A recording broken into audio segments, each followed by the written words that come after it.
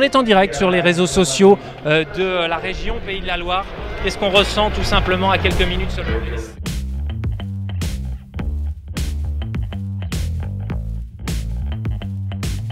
Bienvenue ici au Mans, dans la région des Pays de la Loire, sur la ligne de départ des 24 heures du Mans. Moment privilégié que nous vous proposons de vivre ici, avec d'ici quelques minutes les 61 équipages au départ. C'est un record pour la 87e édition des 24 heures du Mans. Un record, il devait y en avoir 62, mais un des équipages a dû jeter l'éponge avec en pole position les Toyota hybrides. Tenante du titre, non pas celle de Fernando Alonso, la numéro 8, mais la numéro 7.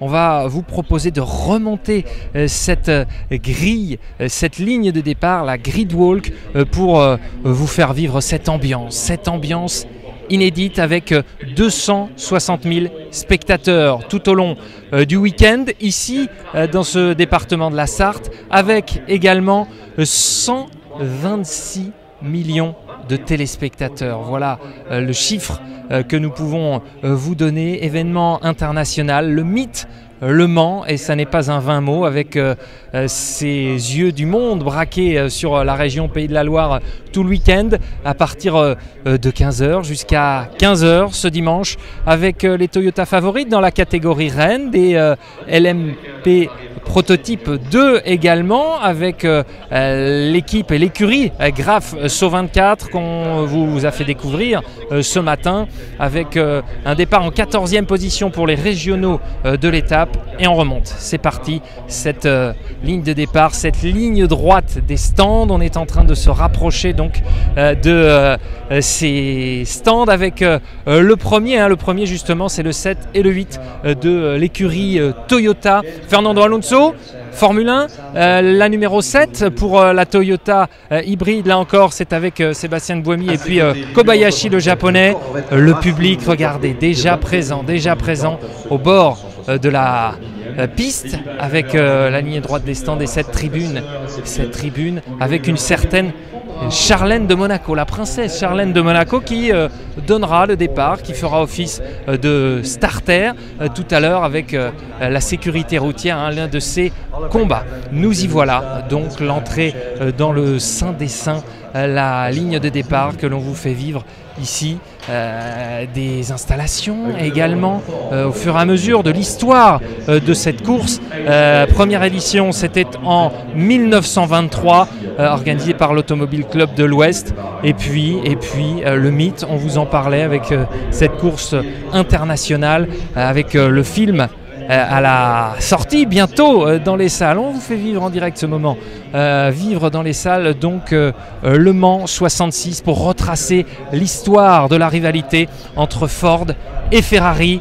Matt Damon également à l'affiche de ce film. Et certains extraits en avant-première ont été présentés ici au Mans, et nous y sommes donc, ça y est, sur cette piste, avec cette ligne de départ, les pilotes qui sont en discussion pour certains avec leurs mécanos. On évoquait ce matin jusqu'à la dernière minute les pilotes qui peuvent être en train d'échanger avec leur team. Ici, cette Ferrari que l'on peut vous proposer donc en direct, des Ferrari, parce qu'il y a évidemment plusieurs catégories. Au départ, on a parlé des prototypes tout à l'heure, on évoquait également cette GT, la catégorie GT. Pourquoi la catégorie GT ici en première ligne? Kessel avec la Ferrari, parce que c'est un équipage 100% féminin qui est ici, avec les équipières donc de l'équipe Ferrari, donc avec notamment Getting, la danoise. Beaucoup d'animations, de photographes. La pression monte autour de ces trois filles, donc oui, on peut être une femme et participer aux 24 heures du Mans. Voilà le message qu'elles veulent envoyer. Donc Getting, la danoise ici, on va peut-être lui tendre le micro, elle a l'air très sollicitée évidemment. En tout cas, beaucoup de caméras braquées sur ses regards. On continue, on va remonter cette ligne de départ pour vous faire vivre ces instants. La concentration extrême de ces pilotes ici, au pied de la tribune, au pied des stands, vous le voyez. Après Toyota, il y avait Porsche, puis également BMW. C'est la dernière année pour le constructeur allemand qui eh bien, se retire après cette super saison qui aura duré un peu plus d'1 an et demi. Elle a démarré au Mans l'année dernière et donc c'est la fin de l'aventure pour BMW, pour Ford également, et notamment l'autre régional de l'étape, c'est Sébastien Bourdais, l'ancien pilote de Formule 1, qui aimerait décrocher le Graal enfin, lui qui pilotera un véhicule, une monoplace Ford, la catégorie GT. Ça veut dire que ces véhicules peuvent être produits ensuite de série. Il y a également Ferrari dans cette catégorie, il y a évidemment Porsche, BMW on l'a dit, et puis également les Corvettes. On remonte cette ligne avec les pilotes, donc vous pouvez apercevoir les grandes discussions, les dernières discussions techniques, même si la stratégie elle est établie la stratégie avec le team, les mécanos. On évoquait la question des pneumatiques ce matin avec Vincent Capillaire de l'équipe Graf SAU 24. On est du côté des prototypes ici, les LMP2, exactement les LMP2 et l'écurie dont nous vous parlions et que nous vous présentions ce matin, l'écurie eh bien, locale, non pas celle-ci ici à l'image, mais l'équipe Graf SAU 24, voilà pour les pilotes qui seront présents au départ, et notamment Vincent Capillaire. C'est lui qui tout à l'heure a eu la gentillesse de nous expliquer le fonctionnement de l'équipe. Là voilà, cette équipe Graf. On la retrouve, cette équipe Graf sur la ligne, avec peut-être une petite question. Le micro que l'on va vous tendre, on est en direct sur les réseaux sociaux de la région Pays de la Loire. Qu'est-ce qu'on ressent tout simplement à quelques minutes sur le vélo? C'est juste magique de voir toute cette foule devant des 24 heures du Mans, autant de monde pour venir voir des voitures rouler pendant 24 heures, c'est exceptionnel. Il y a une ambiance qu'il n'y a que aux 24. On a le temps de profiter ou on est juste stressé? Non, il y a un peu d'adrénaline, mais on profite quand même, c'est magnifique ce qu'on voit sur la grille ici. Votre fonction au cours de cette 24 heures, au cours de cet épisode, cette 87e édition des 24 heures du Mans, est-il prédéfini, la stratégie est établie? Alors on établit la stratégie un peu avant, évidemment il y a beaucoup de variations dans la stratégie parce que 24 heures de course ça fait beaucoup de variations. Par contre moi ma fonction c'est plus côté data, donc je vais m'occuper de vérifier que les systèmes de santé de la voiture vont bien, etc. Dans le fameux bocal que nous avions visité ce matin, merci à vous, très bonne course à l'écurie Graf SAU 24, Sarthe Objectif 24, soutenu par plus de 300 entreprises donc de la région. Cette écurie Graf et cette voiture que l'on vous propose de découvrir ou de redécouvrir. 14e position pour s'élancer donc depuis la ligne avec cette écurie Graf présente, qui veut bien figurer après avoir réalisé une très belle prestation l'année dernière, après être monté sur le podium l'année dernière avec la 2e place pour Vincent Capillaire et son équipage. On remonte pour d'autres écuries. Ici c'est la numéro 30, la voisine, donc c'est l'un des anciens, Romain Dumas, l'un des anciens de cette course du Mans. Ici la clameur, vous l'entendez peut-être, la clameur, parce que c'est le moment des photos, des dernières photos avec les pilotes, et puis un certain Thierry Omeyer, le champion du monde, multi-champion du monde et multi-médaillé de handball. Thierry Omeyer qui est présent. On va peut-être lui poser une question. Lui, le Strasbourgeois venu presque, on exagère un peu, en voisin aux 24 heures du Mans. Lui qui est du côté des LMP2, donc LMP2 toujours, ce sont ces prototypes, avec une question peut-être aussi à Fabien Barthez. Il est en grande discussion, Thierry Omeyer, avec Fabien Barthez qui dirige un team, lui, grande discussion entre gardiens. Le handball, le champion du monde de handball et champion olympique de handball sur la droite, Fabien Barthez, à gauche, champion du monde évidemment de football, champion d'Europe. Que peuvent se dire deux gardiens de but? Peut-être qu'on va leur poser la question, on n'ose pas les déranger tous les deux. Les grandes discussions.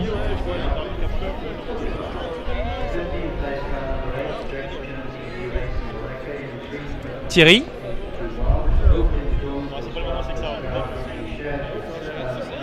S'il vous plaît. s'il vous plaît. La discussion entre les deux. On va leur tenter une petite question. On va tenter. Ah, ils échangent leur numéro de téléphone. Alors pendant quelques secondes, peut-être peut-on tendre le micro pour que vous puissiez leur envoyer des messages par la suite. En tout cas, plus sérieusement, d'ici quelques secondes, on va pouvoir les interroger. Tenter de les interroger, en tout cas. Thierry Meyer, donc sur la droite, Fabien Barthez sur la gauche, pour leur demander tout simplement ce que deux gardiens, avec leur palmarès, peuvent se dire ici, qui en ont connu. Fabien, Thierry, s'il vous plaît. Fabien, s'il vous plaît. Qu'est-ce que vous vous êtes dit tout simplement entre gardiens comme ça ici sur la peloton? Ah non, mais là on parle entre gardiens, on a juste parlé de l'événement, voilà. Donc Thierry découvre ça et il est assez impressionné, et je le comprends. Alors vous non, mais qu'est-ce que vous espérez? Dans quel état d'esprit vous êtes? État d'esprit, honnêtement, ça pique. Voilà. Ça pique. On vous souhaite le meilleur, merci Fabien Barthez, qui a impressionné donc Thierry Meyer, qui est parti. On aura eu le footballeur, on a raté le handballeur, mais difficile pour nous de passer outre la ficelle de sécurité. On remonte cette ligne de départ. Vous voyez, on est dans l'ambiance du Mans. Fabien Barthez, donc, qui après sa carrière de footballeur s'est reconverti et qui dirige lui aussi une écurie. On est du côté des Hollandais, de l'ambiance ici, du côté des Hollandais, l'équipe Jumbo Racing Team. Voilà pour cette remontée de la grille petit à petit, avec de plus en plus de monde, si on se faufile entre les deux. Et les supporters, vous les apercevez, ces supporters néerlandais, alors que l'on se retrouve ici, me semble-t-il, du côté du team Jackie Chan. Voilà, l'équipe de l'acteur américain qui, il y a 2 ans, avait surpris tout le monde en se lançant dans cette aventure. Quand on vous parle de l'histoire étroitement liée entre le cinéma et puis les 24 heures du Mans, nous sommes en plein dedans avec cette voiture donc, et un Français, le pilote français Aubry, qui pilote lui aussi avec ses 2 autres coéquipiers ce véhicule Jackie Chan. Donc on remonte cette grille, les Américains ici, United Autosport, voilà pour le nom de l'écurie. On remonte et on vous laisse vivre et savourer cette ambiance également avec de plus en plus de monde. Horus, vous le voyez, G-Drive. Horus, c'est une équipe russe. Horus, c'est par exemple le modèle de la voiture de Vladimir Poutine. Voilà pour l'écurie russe qui n'a pas une grande expérience dans le domaine, mais qui prouve néanmoins sa régularité sur le circuit. On n'est toujours pas à vue de certains pilotes, toujours les mécanos qui entourent de très près cette voiture. Un exemple et une illustration avec ce véhicule que Tony Parker a pu visiter hier. En tout cas, on lui a donné toutes les explications, lui qui disait qu'il envisageait, pourquoi pas, de participer aux 24 heures du Mans. Voilà ce qu'il avait évoqué hier, Tony Parker, le néo-retraité donc des parquets, l'ancien basketteur qui lui aussi envisage donc de se lancer dans une nouvelle carrière, l'insatiable Tony Parker. Du côté des pilotes, donc Pedro Maldonado, le Vénézuélien, c'est l'un des favoris. L'ancien pilote de Formule 1 qui, en tout cas son équipe, c'est me semble-t-il la numéro 31, a eu quelques soucis lors des essais. Et ça, c'est bien ça la 31, en percutant. Pedro, hola. Ah, difficile. Hola, por favor. Una pregunta, por favor, en español. ¿Cuál es su sentimiento, por favor? Preparados ya para dar lo mejor de nosotros y apuntar a la victoria en esta carrera. ¿La victoria, solamente la victoria? Solamente eso. Sí. Muchas gracias. La victoire, vous l'avez compris, Pedro Maldonado, pilote vénézuélien, lui qui est l'un des plus engagés sur la piste, l'un des plus engagés, la Victoria, inutile de vous le traduire, donc pour l'ancien pilote de Formule 1 qui, certes, son équipage a connu quelques soucis d'entrée de jeu lors des essais, mais qui va pouvoir montrer tout son talent, l'engagé Maldonado, le Vénézuélien, après une carrière lui aussi en Formule 1. On remonte et là on s'approche, on s'approche, vous le voyez, de ces véhicules LMP1, c'est-à-dire les véhicules qui sont la catégorie reine avant un changement de règlement l'année prochaine. On ne va pas faire trop dans le technique, mais en tout cas c'est la dernière fois ou l'avant-dernière fois que l'on aperçoit ce type de véhicule. Équipe Rébellion, équipe suisse notamment, mais à laquelle appartient un Français et un Vendéen. Voilà un autre régional de l'étape, c'est un certain Thomas Laurent, le Vendéen, le Sablais dont on parlait ce matin, qui prendra part à cette course, lui qui vise une nouvelle fois le podium, les embrassades entre ces mécanos, ceux qui s'occupent de la carrosserie, de l'électronique, ces ingénieurs qui prennent des photos, parce que Le Mans, ça n'est pas anodin non plus pour ceux qui y participent. Regardez, on parlait des années en neuf, nous sommes en 2019, il y a beaucoup d'anniversaires à fêter, 1968, 69, 75 pour cet autre prototype aux couleurs un petit peu rétro, mais on sait que par exemple on fête cette année les 70 ans de la première victoire de Ferrari aux 24 heures du Mans, et c'était en 1949, vous avez fait le calcul. Voilà donc cette remontée de la gridwalk avec ces pilotes qui ne sont pas encore présents parce qu'ils sont en train de se concentrer, ne pas dépenser trop d'influx nerveux, ne pas dépenser d'énergie dans les sollicitations qui peuvent exister juste avant. Là voilà, cette autre rébellion, justement, on vous parlait tout à l'heure du Vendéen Thomas Laurent, c'est son équipe avec beaucoup de monde et de couleurs autour de cette équipe. Bonne course, la solidarité, quels que soient les teams entre mécanos par exemple, quelle est votre fonction ? Mécanicien sur la rébellion. Et dans quel état d'esprit vous trouvez-vous? Pour l'instant, on attend, on verra ce qui va se passer. Après, on entend beaucoup dire que certes les Toyota sont favorites, mais qu'en pensez-vous? C'est très long, il peut se passer plein de choses. Cette ambiance qui règne dans votre équipe, équipe suisse, avec des Français, on a parlé de Thomas Laurent qui se repose, il n'est pas là à ma connaissance, à la vôtre non plus? Comment? Thomas Laurent n'est pas là, le pilote vendéen, il était là tout à l'heure. On va essayer de l'attraper. Il est juste en face. Est-ce qu'on peut vous demander un petit service? On va le tenter pour la région Pays de la Loire, d'aller nous le chercher s'il vous plaît. Est-ce que c'est envisageable? C'est gentil. Merci à vous, merci beaucoup d'aller nous chercher Thomas Laurent, le Vendéen, qui se trouve de l'autre côté de la piste. On est du mauvais côté. Il y a un cordon que nous ne pouvons pas dépasser. Mais en tout cas, Thomas Laurent, qui est en grande discussion là-bas, va peut-être venir nous dire quelques mots. Thomas Laurent, d'ici quelques instants, va peut-être nous apercevoir. On va lui poser la question. Le jeune Thomas Laurent qui, ça y est, peut-être nous a aperçus avec son sourire. On a l'impression que c'est un vieux routier. Bonjour Thomas Laurent, on est en direct sur les réseaux sociaux de la région des Pays de la Loire, que vous connaissez bien. On a l'impression que la pression vous glisse dessus, là, dans quel état d'esprit? Ouais, c'est vrai qu'à quelques minutes ou quelques heures du départ, ça va, la pression n'est pas trop là, c'est pas moi qui prends le départ. Moi je vais avoir le temps de me reposer un petit peu parce que le tour d'horloge va faire mal. Mais ouais, impatient que la course démarre et puis de voir comment on se débrouille pendant la course. Vous partirez sur d'autres cieux par la suite, mais pour l'instant on n'y pense pas. Pas du tout. Votre objectif, vous avez votre mot à dire là avec votre rébellion avant les Toyota? Oui, tout à fait. C'est vrai qu'après, je mettrai un pied chez Toyota, donc qui est notre concurrent direct à l'heure actuelle. Mais ça n'empêche pas que cette année, je suis full focus avec Rébellion et la voiture qui est juste derrière. Et que voilà, s'il faut aller la chercher, la première place, on ira la chercher. Et donc voilà, on va souhaiter que la voiture aille au bout et on verra déjà le résultat. Vous êtes jeune mais vous la connaissez déjà cette course, c'est ma dernière question, mais je m'adresse aux Vendéens que vous êtes. Qu'est-ce que ça fait d'avoir dans sa région un événement comme celui-ci? Ouais, c'est la 3e fois pour moi ici, c'est un petit peu la course à la maison on va dire.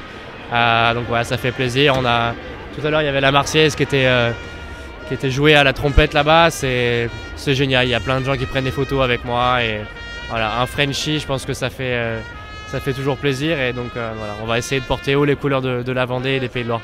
On vous le souhaite. Merci à vous, Thomas Laurent. Très belle course à vous. Merci de vous être arrêté quelques instants avant le départ. Donc on a bien compris que ce n'est pas vous qui démarriez donc la course au volant de votre rébellion. On continue, on ne s'en lasse pas de cette ambiance. La Marseillaise tout à l'heure, la trompette à l'instant pour finir l'intervention de Thomas. Et puis on se rapproche justement de ces Toyota hybrides qui ne sont pas exactement les mêmes donc la voiture de Thomas Laurent, la Rébellion. Toyota, c'est donc une usine, ça n'est pas une écurie privée, voiture hybride donc qui avance moins vite, en vitesse de pointe en tout cas, que les autres LMP1. On parle de 347 km/h dans la ligne droite des Hunaudières pour les Rébellions par exemple. Là on est plus aux alentours de 325 km/h pour les Toyota. Voici donc les favoris, les favorites de cette 87e édition des 24 heures du Mans.